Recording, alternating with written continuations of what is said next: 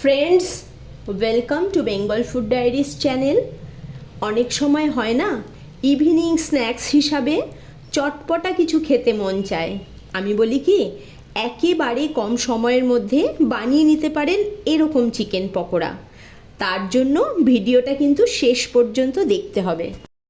Mixture গ্রাইন্ডারে নিয়ে নিচ্ছি কয়েকটা কাঁচা লঙ্কা, 1 চামচ মতো গোলমরিচ, মাঝারি সাইজের 2টো পেঁয়াজ, খানিকটা রসুন, ধনেপাতা, সাথে নুন ও 1 চামচ জল দিয়ে ব্লেন্ড করে নিতে হবে।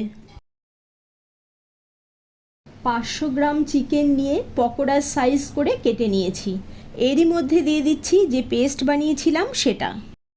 দিচ্ছি রেড চিলি পাউডার, পরিমাণ মতো নুন, কর্নফ্লাওয়ার দিলাম 100 গ্রামের কাছাকাছি। এবার 2টো ডিম ফাটিয়ে দিয়ে ম্যারিনেশনের কাজটা সেরে 30 মিনিট সাইড করে দিচ্ছি। 30 থেকে 40 মিনিট হয়ে গেছে।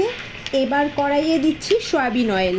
অয়েল গরম হলে গ্যাসের ফ্লেম মিডিয়াম টু লোয়ে রেখে ম্যারিনেট করা চিকেনের টুকরো এক এক করে দিয়ে দিচ্ছি। এবার একটু সময় নিয়ে এক সাইড হয়ে গেলে অপর সাইড উল্টে দিতে হবে। উল্টে পাল্টে কালার যখন এরকম গোল্ডেন ব্রাউন হবে তখন তুলে নিতে হবে। চিকেন পকোড়ার সাইডে রেখেছি পেঁয়াজ ও শসা কুচি, সাথে tomato sauce, green chilli sauce, আর পকোড়ার উপরে ছড়িয়ে দিলাম অল্প করে চাট মশলা।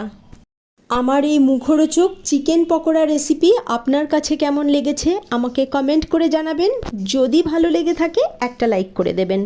চ্যানেলে নতুন বন্ধু হলে চ্যানেলটিকে সাবস্ক্রাইব করে পাশে থাকার অনুরোধ রইল।